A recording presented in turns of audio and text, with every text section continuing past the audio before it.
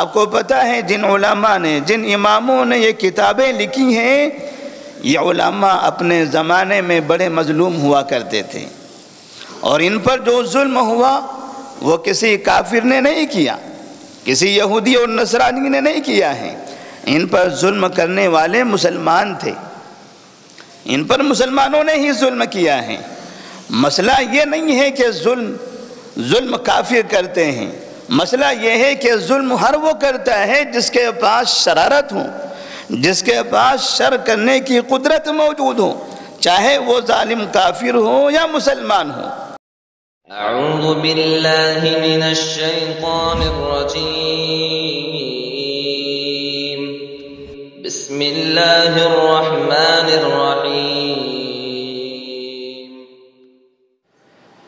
الحمدللہ رب العالمین، والصلاة والسلام علی رسولہ الامین، وعلى آلہ وصحبہ اجمعین، ومن تبعہم بإحسان الى یوم الدین، اما بعد، فاعوذ باللہ من الشیطان الرجیم، بسم اللہ الرحمن الرحیم۔ الف لام میم، احسب الناس ان يتركوا ان يقولوا آمنا وهم لا يفتنون، وَلَقَدْ فَتَنَّا الَّذِينَ مِنْ قَبْلِهِمْ فَلَيَعْلَمَنَّ اللَّهُ الَّذِينَ صَدَقُوا وَلَيَعْلَمَنَّ الْكَاذِبِينَ۔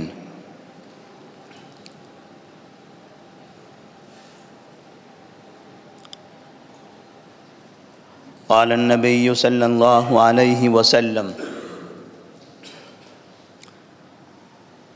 حینما سئل أي الناس بلاء قال الأنبياء ثم الأمثل فالأمثل، يبتلى الرجل على حسب دينه، فإن كان في دينه صلابة زيد في صلابته، وَإِنْ كَانَ فِي دِينِهِ رِقَّةٌ خُفِّفَ عَنْهُ، وَلَا يَزَالُ الْبَلَاءُ بِالْعَبْدِ حَتَّى يَمْشِيَ عَلَى الْأَرْضِ وَمَا عَلَيْهِ خَطِيئَةٌ۔ رواہ الامام الترمذی فی سننہ۔ محترم حاضرین، انسانی دنیا میں جب بھی بہت بڑے اور بہت ہی شدید ظلم کا خیال آتا ہے یا تذکرہ ہوتا ہے تو سب سے بڑے ظالم کا نام فرعون استعمال کیا جاتا ہے۔ مسلمان اس نام کا کثرت سے استعمال کرتے ہوئے نظر آتے ہیں۔ ایک بڑا بادشاہ ہوا کرتا تھا جس کو فرعون کہتے ہیں، وہ بہت بڑا ظالم تھا۔ اس نے پیارے نبی موسیٰ علیہ السلام پر ظلم کیا تھا۔ اللہ تبارک و تعالیٰ نے بھی قرآن مجید میں اس فرعون کا واقعہ نقل کیا ہے اور اس کے انجام کا بھی ذکر کیا ہے۔ اللہ تبارک و تعالیٰ نے اس کے واقعے اور اس کے انجام کا تذکرہ کر کے دنیا والوں کو گویا یہ پیغام دیا کہ ظلم اللہ کو ناپسندیدہ ہے اور ظالم اللہ تبارک و تعالیٰ کے نظر میں مبغوض ہے۔ ظالم کے بارے میں نبی کریم صلی اللہ علیہ وسلم فرماتے ہیں الظلم ظلمات یوم القیامہ،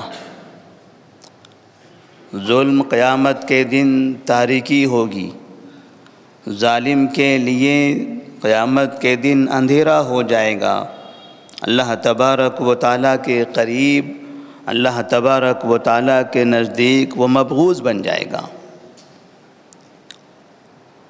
انسانی دنیا کے اندر ظلم بہت ہوتا ہے۔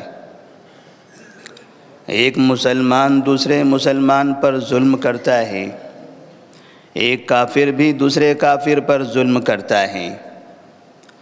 مسلمانوں میں سے بہت سے مسلمان جو مذہبی اعتبار سے، مسلکی اعتبار سے، خاندانی اعتبار سے، رشتے کے اعتبار سے آپس میں ملے ہوئے ہیں، ایک جڑ کر رہتے ہیں، مل کر رہتے ہیں، وہ بھی آپس میں ایک دوسرے پر ظلم کرتے ہیں۔ اور ظلم کی داستانوں میں میاں بیوی کے ظلم کے واقعات بھی بکثرت ہمارے معاشرے میں نظر آتے ہیں۔ مطلب یہ ہے کہ جہاں پر جس شخص کو ظلم کرنے کا موقع ملتا ہے وہ ظلم کرنے کی کوشش کرتا ہے،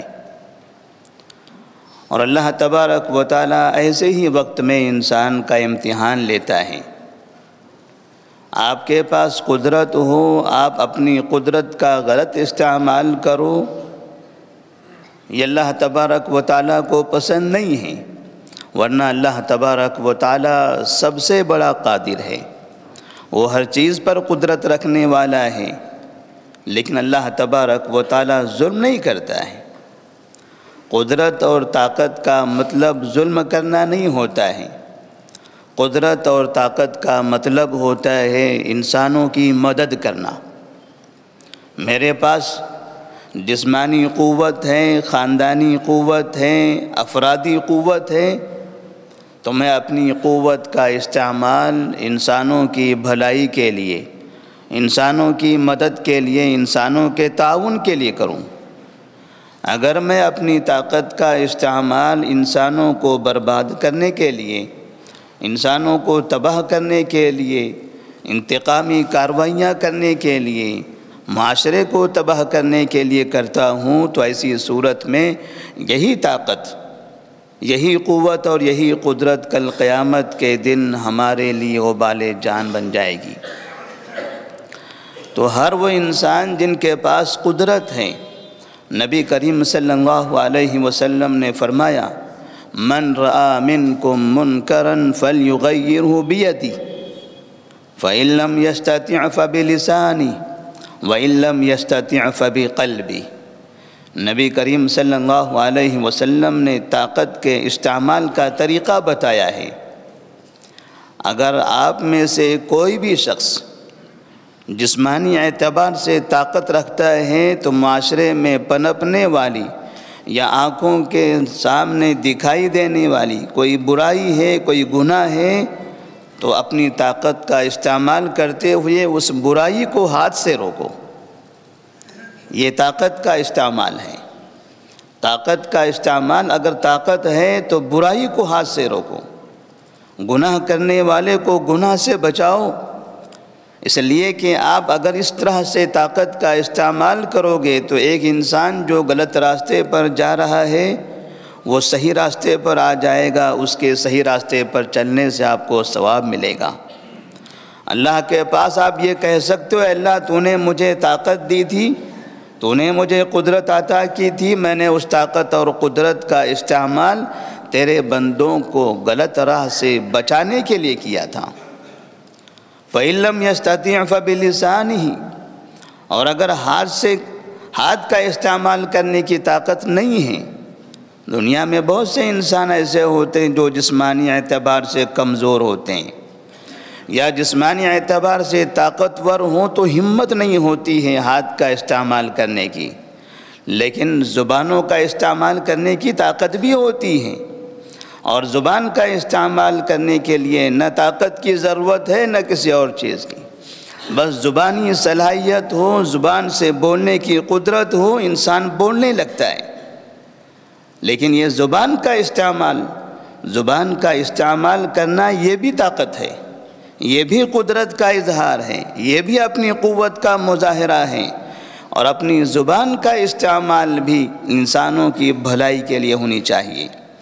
اگر میں اپنی زبان کا استعمال کسی کو تکلیف دینے کے لیے، کسی کو گالی دینے کے لیے، کسی کو ذلیل کرنے کے لیے، کسی کو رسوا کرنے کے لیے، کسی کو دھمکیاں دینے کے لیے، یا کسی کے سامنے جھوٹ بولنے کے لیے کرتا ہوں، تو پھر ایسی صورت میں اس زبان کی طاقت اور قوت کا بھی کل قیامت میں محاسبہ ہوگا۔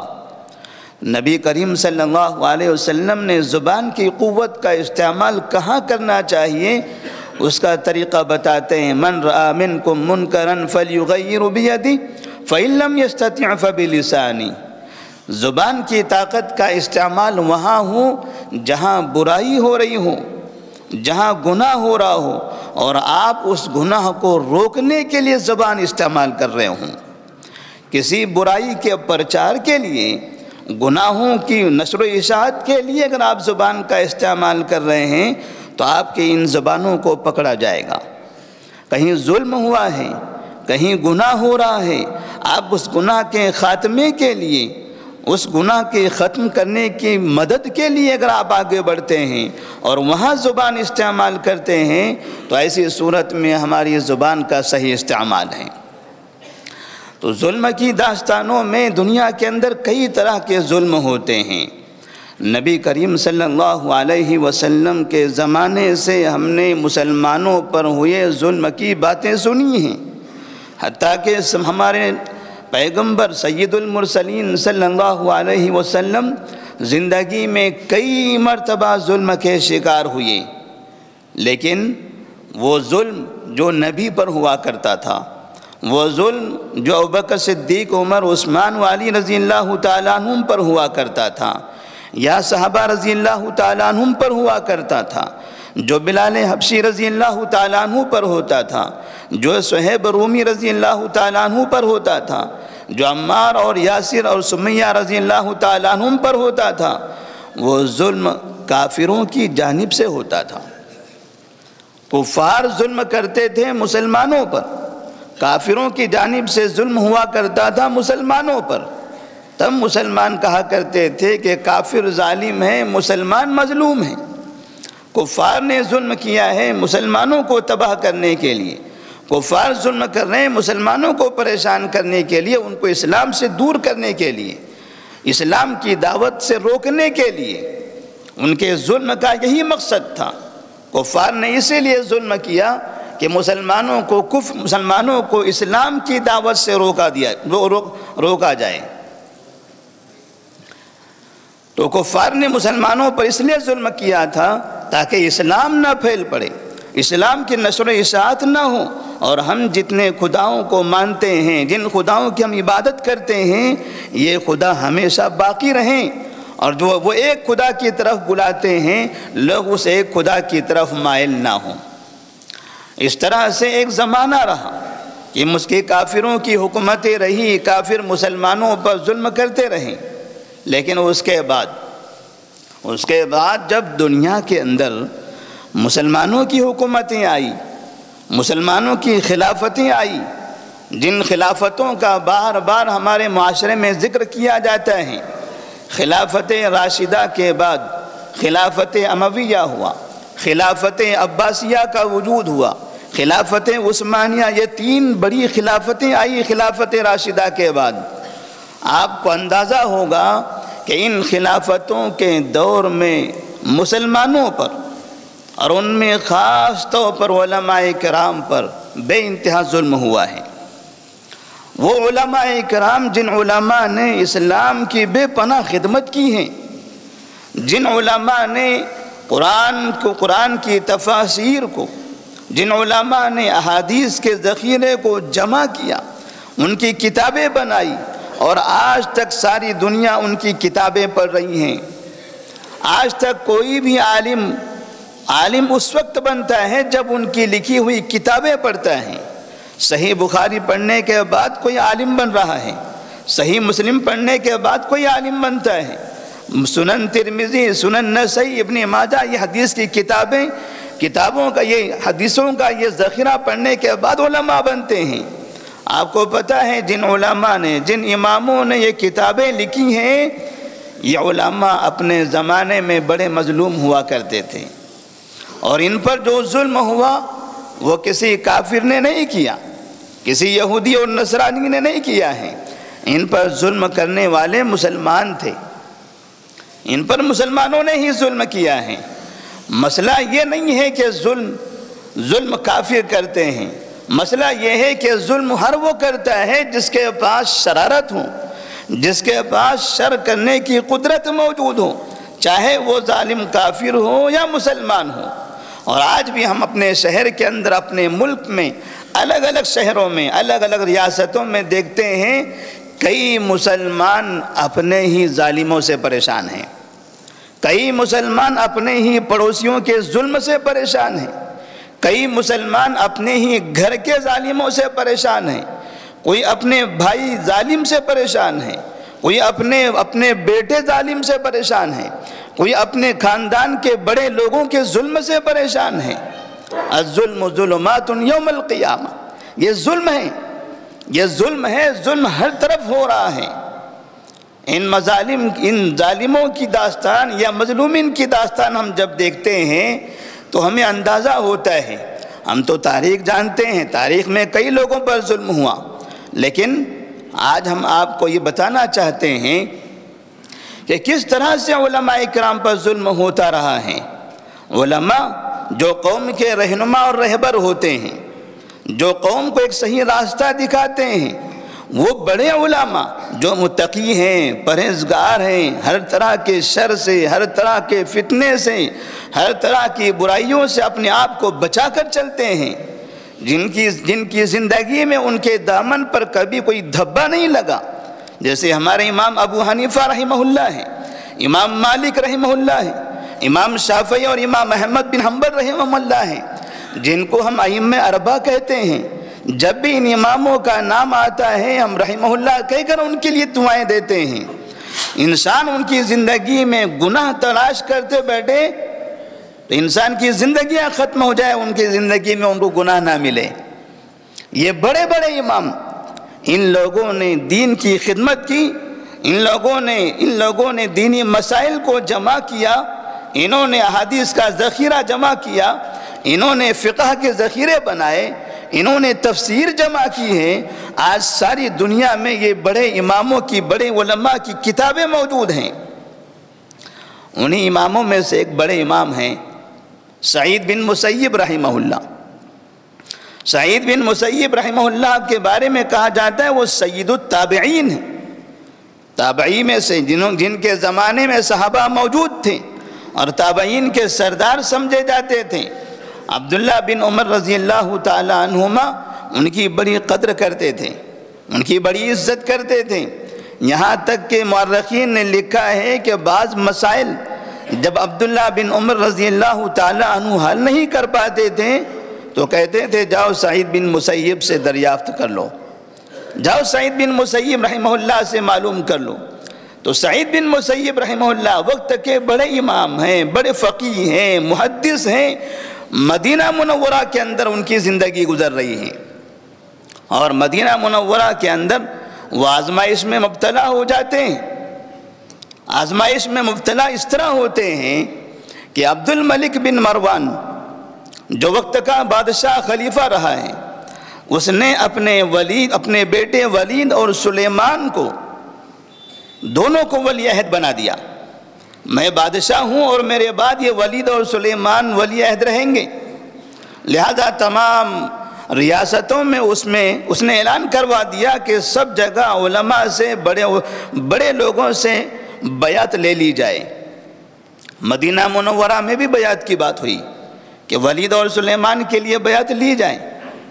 سعید بن مسیب رحمہ اللہ فرماتے ہیں ابھی تو بادشاہ موجود ہے، ہم نے بادشاہ کے لیے بیعت کی ہوئی ہے، یہ بادشاہ کا انتقال ہوگا، اس کے بعد پھر کسی دوسرے بادشاہ کی بیعت کا مسئلہ ہوگا، ابھی رہنے دیجیے اس بیعت کو۔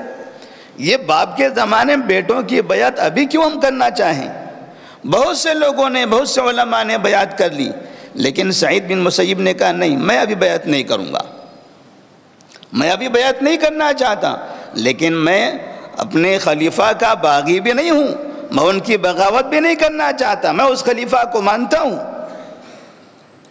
جب مدینہ کے گورنر کو یہ پتا چلا کہ سعید بن مسیب رحمہ اللہ بیعت نہیں لینا چاہتے ہیں، تو ایسی صورت میں اس شخص نے اس گورنر کا نام ہشام بن اسماعیل المخزومی تھا، اس شخص نے سعید بن مسیب رحمہ اللہ کو گرفتار کیا، ان کو 60 کوڑے مارے، 60 کوڑے مار کے پھر ان کو جیل کے اندر ڈال دیا، اور اس طرح سے وقتاً فوقتاً ان کو کوڑے مارتا رہا، ان کو پریشان کرتا رہا۔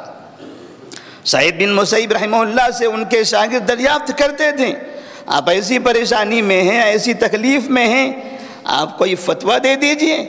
اگر بادشاہوں کے خلاف آپ نے فتویٰ دے دیا، ساری قوم ان کے خلاف اکھڑ جائے گی۔ سعید بن مسیب رحمہ اللہ لوگوں کو صبر کی تلقین کرتے رہے، نہیں، بغاوتیں یہ ہمارے لیے جائز نہیں ہیں، ہم خلفاء کو مانتے ہیں، وہ ہمارے حاکم ہیں، وہ حکومت کریں گے۔ لیکن وہاں کے گورنر نے سعید بن مسیب رحمہ اللہ پر انہیں اس طرح سے ظلم کیا کہ سعید بن مسیب رحمہ اللہ کمزور ہو گئے۔ وقت کے بڑے امام کو صرف اس وجہ سے کہ انہوں نے بیعت نہیں کی ہے، اور بیعت نہ کرنا کوئی گناہ بھی نہیں تھا، بیعت نہ کرنے سے ملک میں کوئی بغاوت ہونے والی بھی نہیں تھی، پھر بھی اس طرح سے سعید بن مسیب رحمہ اللہ کو مارا گیا، انہیں ستایا گیا۔ اور دوسرے مشہور امام ابو حنیفہ رحمہ اللہ، 4 اماموں میں سے جن کا پہلے نمبر پر ہے امام ابو حنیفہ رحمہ اللہ، جن کو بعض لوگ امام اعظم بھی کہتے ہیں، اور جن کے ماننے والے دنیا کے اندر بہت بڑی تعداد میں موجود ہیں۔ امام ابو حنیفہ رحمہ اللہ کے بارے میں امام شافعی رحمہ اللہ کہتے ہیں کہ اگر کسی شخص کو فقہ کی تعلیم حاصل کرنا ہو تو امام ابو حنیفہ رحمہ اللہ سے حاصل کر لے، کیونکہ فقہ میں بڑے ماہر شخص تھے، بڑے ذہین، بڑے فتین اور بڑے دیندار انسان۔ وہ خاندانی اعتبار سے تاجر تھے، اور اپنی تجارت سے، اپنی دولت سے علماء کی، طلباء کی خدمت کیا کرتے تھے۔ جو طلباء ان کی مجلس میں حاضر ہوتے، جو طلباء ان کے پاس پڑھنے کے لیے آتے تھے، اگر آپ کو معلوم ہوتا ان طلباء میں سے کوئی غریب فقیر بھی ہے جنہیں کام کرنا چاہیے تھا، وہ اپنے گھر کی ذمہ داری سنبھالنی چاہیے تھی، مگر علم کے شوق میں وہ میرے سامنے آ کر بیٹھے ہوئے ہیں، تو امام ابو حنیفہ رحمہ اللہ اپنی تجارت کے پیسوں سے ان طلباء کی مدد کیا کرتے تھے۔ ایسے طلباء پر خرچ کرنا بھی وہ اپنے لیے باعث شرف سمجھتے تھے۔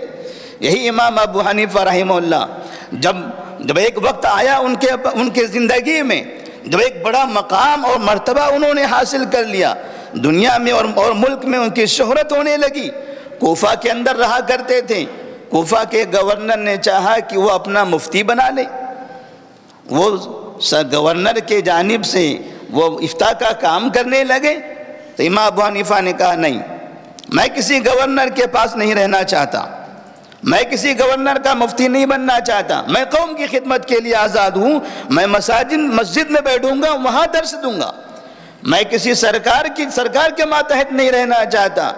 کوفہ کے گورنر نے انہیں کوڑے مارے، جیل میں رکھا، اور جیسے ہی جیل سے وہ نکلنے میں کامیاب ہوئے، سیدھے مکہ مکرمہ کی طرف چلے گئے۔ کوفہ کے گورنر مسلمان ہیں، بغداد کے گورنر مسلمان ہیں، خلفاء مسلمان ہیں۔ آج دنیا جس کو اتنی شہرت کے ساتھ جانتی ہے، امام ابو حنیفہ رحمہ اللہ اپنی جان بچانے کے لیے کوفہ سے نکل کر مکہ کی طرف چل دیے۔ چند سال مکہ میں انہوں نے زندگی گزاری، اور پھر وہاں سے جب انہیں سمجھ میں آیا کہ شاید اب حالات اچھے ہو گئے ہوں گے، اپنے علاقے، اپنے شہر چلے جانا چاہیے، واپس کوفہ میں آئے، تو وہاں ابو جعفر منصور کی خلافت تھی۔ ابو جعفر منصور خلافت عباسیہ کا ایک مشہور بادشاہ رہا ہے۔ ابو جعفر منصور نے امام ابو حنیفہ رحمہ اللہ کو اپنے پاس بلایا اور ان سے کہا کہ آپ قاضی بن جائیے، جو قضات، جو فیصلے کرنے ہوتے ہیں، قوم کے درمیان اختلافات ہوں، مسائل ہوں، فتوے دینا ہو، تو سرکار کی طرف سے، حکومت کی طرف سے آپ کو قاضی کا عہدہ دیا جاتا ہے، آپ قاضی بن جائیے، مسلم قوم کے درمیان کے مسائل میں آپ فیصلے کیجئے۔ امام ابو حنیفہ رحمہ اللہ کہتے ہیں مجھے ڈر لگتا ہے، مجھے ڈر لگتا ہے دو لوگوں کے درمیان میں فیصلہ کروں اور کہیں مجھ سے غلط فیصلہ صادر ہو جائے تو کل قیامت میں اللہ کے دربار میں میرا کیا حشر ہوگا؟ اللہ تعالیٰ مجھ سے پوچھے گا تو میں کیا جواب دوں گا؟ یہ میرے لیے بڑا مشکل مسئلہ ہے دو قوموں کے درمیان فیصلے کرنا۔ ابو جعفر منصور زبردستی کرنے لگا کہ نہیں، آپ کو قاضی بننا ہی ہے۔ کہا میں اس لائق نہیں ہوں، مجھے فیصلہ کرنا نہیں آتا، میں اس لائق نہیں ہوں۔ ابو جعفر نے کہا تم جھوٹ بولتے ہو۔ امام ابو حنیفہ رحمہ اللہ سے ابو جعفر نے کہا جھوٹ بولتے ہو۔ امام ابو حنیفہ رحمہ اللہ کہتے ہیں ٹھیک ہے، آپ کو اتنا تو سمجھ میں آ گیا میں جھوٹ بولتا ہوں، تب تو یہ معلوم ہو جانا چاہیے جھوٹے کو پھر قاضی بننے کا حق ہی نہیں ہوتا ہے۔ جب آپ کو یقین ہو گیا کہ میں جھوٹ بول رہا ہوں، میں جھوٹا ہوں، تو پھر جھوٹے کو آپ قاضی کیوں بنا رہے ہوں؟ لہذا میں جھوٹا ہوں، اب تو میں اور بھی زیادہ قضات کرنے کے لائق نہیں ہوں۔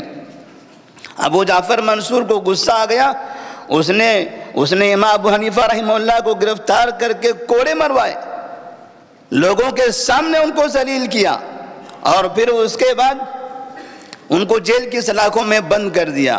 ساری زندگی وہ جیل میں پڑے رہے، یہاں تک کہ ان کا انتقال بھی جیل کے اندر ہوا۔ یہ علماء ہیں جو اپنی زندگی میں قوم کی خدمت کرتے تھے، جو مسجدوں میں بیٹھ کر مسند درس پر جلوہ افروز ہو کر قوم کی رہنمائی کرتے تھے۔ نماز کے مسائل، روزے کے مسائل، طہارت کے مسائل، قوم کو عبادت کے مسائل سکھایا کرتے تھے، قوم کی صحیح رہنمائی کرتے تھے۔ حکومتوں سے انہیں کوئی تعلق نہیں تھا، سیاست سے انہیں کوئی مسئلہ نہیں تھا۔ کوئی بھی حاکم آ جائے، کوئی لڑائی کر کے آتا ہے آ جائے، کوئی جنگ کر کے آتا ہے آ جائے، ہمیں کوئی مسئلہ نہیں ہے۔ حکومت کرنا، خلافت سنبھالنا، کرسی سنبھالنا، تم اپنا کام کرو۔ ہم نے جو سیکھا ہے، ہم نے جو تعلیم حاصل کی ہے، ہمارا مقصد ہے قوم کو دیندار بنانا، دینی اعتبار سے قوم کی رہنمائی کرنا۔ امام ابو حنیفہ رحمہ اللہ ساری زندگی وہ کام کرتے رہے، لیکن آخر عمر میں ان کو جیل کے اندر رہنا پڑا، اور جیل سے ہی ان کی میت نکلی، وہیں سے ان کا جنازہ نکل گیا۔ یہ ہمارے خلفاء کی، ہمارے خلافتوں کی تاریخیں نہیں ہیں۔ آج بہت سے مسلمان چاہتے ہیں نا خلافت آ جائے، خلافت آ جائے، خلافت آ جائے۔ کبھی امام ابو حنیفہ رحمہ اللہ کی زندگی پر غور کیا ہے؟ اور دوسرے بڑے امام مالک رحمہ اللہ، کون نہیں جانتا امام مالک رحمہ اللہ کو؟ ساری زندگی انہوں نے مدینہ میں گزاری ہے۔ ان سے پوچھا جاتا تھا آپ مدینہ سے باہر جاتے کیوں نہیں ہیں؟ وہ کہتے ہیں مدینہ نبی کا شہر ہے، مدینہ نبی کا شہر ہے، میں چاہتا ہوں کہ میری پیدائش جیسے یہاں ہوئی ہے میرا انتقال بھی یہیں پر ہو۔ کہیں ایسا نہ ہو کہ میں کسی کام کے لیے مدینہ سے باہر نکل جاؤں، کسی سفر کے لیے، کسی اور جگہ کے لیے، اور راستے میں ہی میرا انتقال ہو جائے۔ میں نہیں چاہتا کہ میرا انتقال مدینہ کے باہر ہو۔ اس لیے امام مالک رحمہ اللہ ہمیشہ مدینہ میں رہا کرتے تھے، اور مسجد نبوی کے اندر بیٹھ کر آپ درس دیا کرتے تھے، اور آپ نے مسجد نبوی کے اندر بیٹھ کر کتاب و سنت کی تعلیم دی ہے، لوگوں کو تقلید سے روکا ہے، لوگوں کو حزبیت سے روکا ہے، فرقہ واریت سے منع کیا ہے۔ مسجد نبوی کے اندر نبی صلی اللہ علیہ وسلم کی قبر کے قریب میں آپ بیٹھا کرتے تھے، وہاں درس دیا کرتے تھے، اور آپ کہتے تھے کہ ہر شخص کی بات رد کی جائے گی، کل یقبل ویرد الا صاحب هذا القبر۔ لوگوں سنو، ہر ایک کی بات قبول کی جا سکتی ہے اور رد بھی کی جا سکتی ہے سوائے اس قبر والے کے۔ نبی کریم صلی اللہ علیہ وسلم کا کلام کبھی رد نہیں کیا جا سکتا، ہمارے کلام کو قبول بھی کیا جا سکتا ہے، رد بھی کیا جا سکتا ہے۔ آپ ہمارے کلام کو اس وقت قبول کرو جب ہمارا کلام نبی کے کلام کے موافق ہو، اگر ہمارا کلام نبی کے کلام کے خلاف ہو جائے تو ہمارے کلام کو چھوڑ دو۔ امام مالک رحمہ اللہ نے اتنا بہترین درس دیا تھا مسلمانوں کو، جو مسلمان ایک ایک عالم کے پیچھے جا کر تعصب کا شکار ہو رہے تھے، جو فرقہ واریت کے دلدل میں پھنستے چلے جا رہے تھے، باقاعدہ ایسے لوگوں کو مسجد نبوی سے انہوں نے فرقہ واریت سے روکا۔ انہیں کہا کتاب و سنت کے راستے پر آؤ، تم مسائل وہاں سے لو جہاں سے ہم لیتے ہیں، اس لیے کہ اسلام کا مصدر کتاب و سنت ہے۔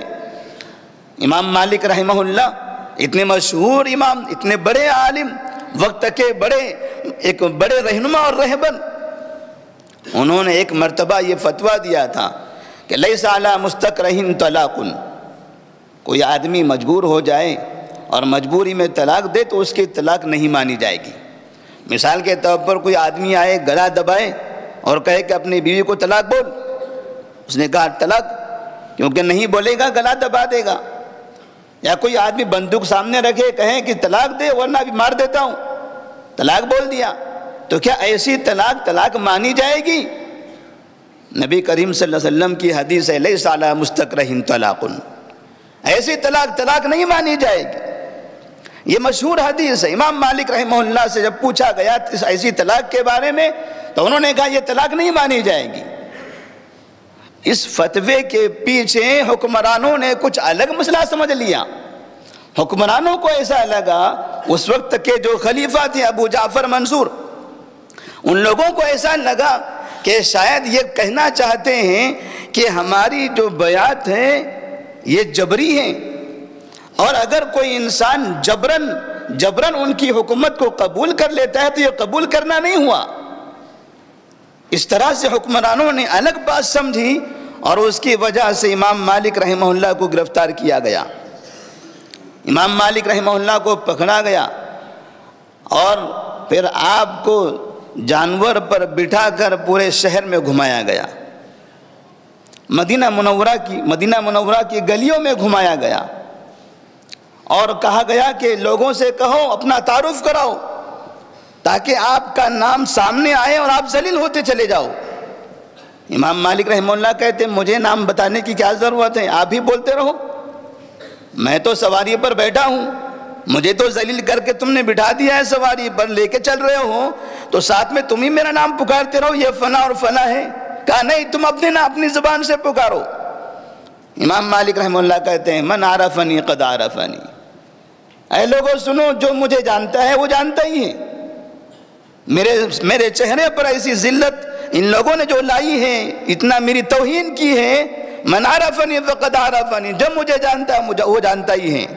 ومن لم يعرفنی فانا مالک بن انس، اور کوئی اگر مجھے نہیں جانتا ہے تو سن لے میرا نام مالک بن انس ہے۔ امام مالک رحمہ اللہ اتنی ذلت کے ساتھ وہ سواری پر بیٹھے ہیں، حکمران طبقہ انہیں گھسیٹ کر پورے مدینے کی گلیوں میں لے جا رہا ہے، اور امام مالک رحمہ اللہ اپنا تعارف کر رہے ہیں، میں مالک بن انس ہوں۔ ایسے وقت کے بڑے امام، وقت کے بڑے عالم کو انہیں اس طرح سے ذلیل کیا گیا، انہیں مارا گیا، کوڑوں سے مارا گیا، اور مارنے میں حکمرانوں نے، جو اس وقت کا وہاں کا مدینے کا گورنر تھا جعفر بن سلیمان، جو حکمران خاندان کا بھتیجا ہوا کرتا تھا، جعفر بن سلیمان نے اتنے کوڑے مارے کہ امام مالک رحمہ اللہ کی یہ جو کاندھے تھے یہ کاندھے بیکار ہو گئے۔ آپ اپنے ہاتھوں کو حرکت نہیں دے سکتے تھے، ساری زندگی آپ کے ہاتھ زمین ایسے گرے ہوئے رہے۔ اگر آپ کو ہاتھ اٹھانا ہوتا تو آپ ہاتھ کو حرکت نہیں دے سکتے تھے۔ اس لیے آپ نے کبھی دیکھا ہوگا مالکی مذہب کے لوگوں کو، نماز پڑھتے ہیں اللہ اکبر کہہ کے ہاتھ چھوڑ دیتے ہیں، ایسے ہی رکھتے ہیں، وہ سینے پر ہاتھ نہیں باندھتے ہیں، ایسے چھوڑے ہوئے رہتے ہیں۔ ان سے پوچھا جائے کیوں ایسا چھوڑتے ہو تو کہتے ہم مالکی ہیں۔ امام مالک رحمہ اللہ نے ہاتھ چھوڑنے کی تعلیم نہیں دی تھی، امام مالک رحمہ اللہ کے ہاتھ اٹھتے ہی نہیں تھے۔ ساری زندگی آخر میں انہوں نے ایسے ہی گزاری ہیں۔ انہیں بھی جیل کے اندر رکھا گیا، ان کا سر منڈوایا گیا، ان کے چہرے پر کالک لگوائی گئی، جانور پہ بٹھا کر مدینے میں گھمایا گیا، ذلیل کیا گیا۔ اللہ تبارک و تعالیٰ کی نگاہ میں اونچے مقام پہ چلے گئے۔ اللہ نے ایسی عزت عطا فرمائی کہ رہتی دنیا تک جب بھی ان کا نام آتا ہے مسلمان رحمہ اللہ کہہ کر ان کو دعائیں دیتا ہے۔ یہ ہمارے بڑے بڑے اماموں کی تاریخیں رہی ہیں۔ یہ وہ علماء ہیں جن لوگوں نے اسلام کی خدمت کی ہے، جن لوگوں نے اس اسلام کا ذخیرہ جمع کیا، آج جن کی کتابیں پڑھ کر آج ہم صحیح راستے پر جا رہے ہیں۔ جن کی کتابوں کو سیکھ کر، جن کی کتابوں کے ترجمے پڑھ کر آج ہمارے ناموں کے آگے عالم، علامہ، مولوی اور فلاں لگا رہتا ہے، یہ علماء ہیں۔ اس طرح سے ہماری قوموں کے اندر ہمارے جو علماء ہیں، ہمارے بڑے بڑے مفکرین، محدثین اور ہمارے رہنما اور رہبر ہیں، ان لوگوں کے ساتھ تقریباً ہر زمانے میں برا سلوک ہوا ہے۔ میں نے چاہا تھا کہ ہمارے جو قدیم علماء ائمہ کرام ہیں، ان لوگوں کی مختصر سی تاریخ بتائی جائے تاکہ ہماری قوم کو پتہ چلے کہ علماء کے ساتھ ان کے زمانے میں کیا ہوا کرتا تھا۔ اور بھی بہت سے علماء کی تاریخیں ہیں، انشاءاللہ اس کو آئندہ جمعہ میں بیان کیا جائے گا۔ ہم اللہ سے دعا کرتے ہیں کہ اللہ تبارک و تعالی ہم تمام مسلمانوں کو اپنے علماء کی آخرت میں کامیابی کے لیے دعا کرتے رہیں۔ جتنی انہوں نے قربانیاں عطا فرمائی ہیں، اللہ تبارک و تعالی ان کی قربانیوں کو قبول فرمائے۔ اللہ تبارک و تعالی ان کے مقام کو اور بلندی عطا فرمائے۔ جو ان سے غلطیاں ہوئی ہیں، اللہ تعالی ان کی غلطیوں کو معاف فرمائے۔ اللہ ہماری نیکیوں کو، ہمارے خیر کے کاموں کو ان کے لیے صدقہ جاریہ بنائے۔ انہوں نے جو کتابیں لکھی ہیں، انہوں نے جو قوم کی رہنمائی کی ہے، اللہ تبارک و تعالی ان کی وہ کامیابیاں سب کے سب ان کے لیے آخرت کا ذخیرہ بن جائیں۔ وآخر دعوانا الحمدللہ رب العالمین۔